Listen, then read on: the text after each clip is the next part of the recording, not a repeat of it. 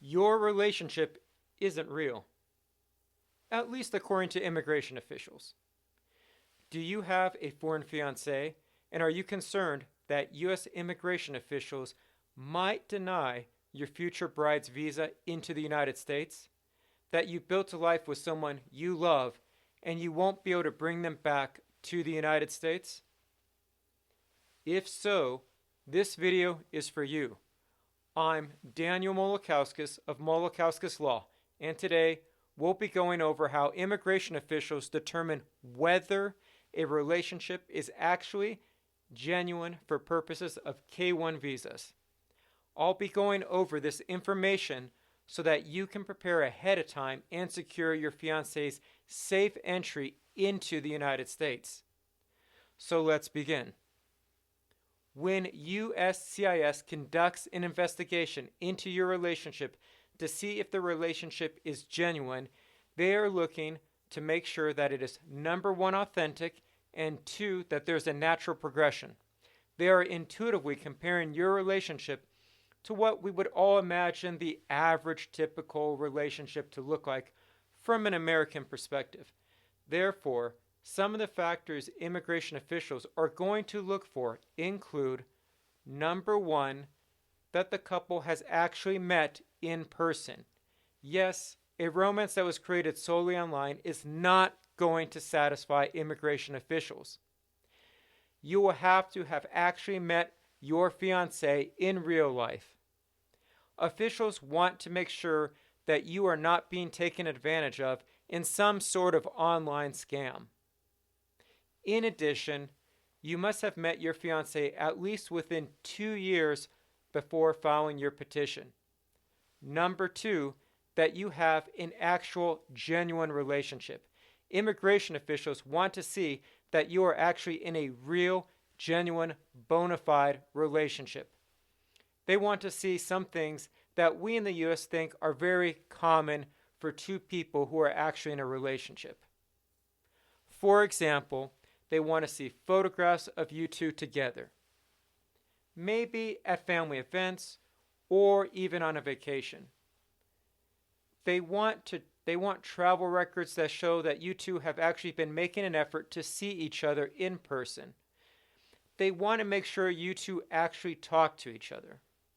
So immigration officials may want phone records, emails, text messages, or even social media posts of you two together or to each other. Again, they are simply trying to see if you two are actually interacting with each other and have a real relationship. They may want to know if your relationship is hidden or if your family and friends know about it.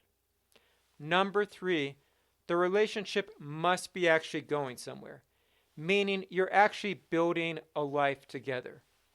There are many intimate relationships that are casual or are intended to be short-lived by both parties.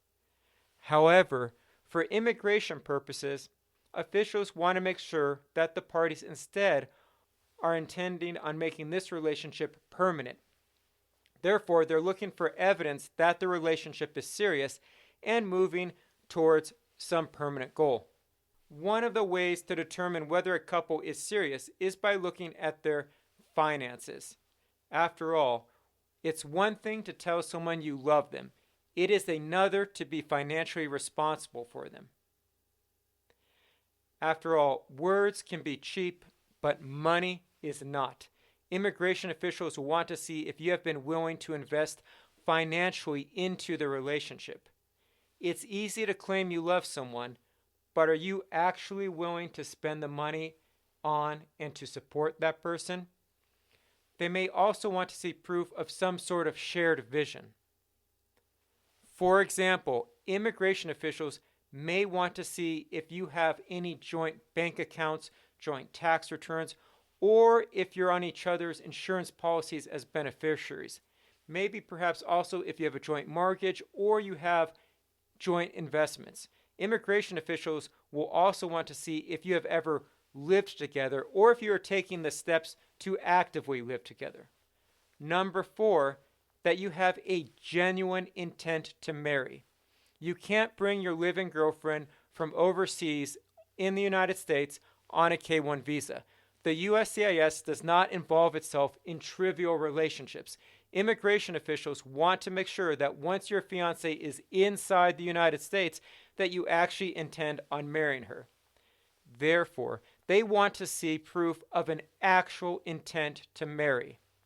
They may want to see wedding hall reservations, photographer contracts, hotel reservations, wedding invitations, or the identity of who is actually going to marry you.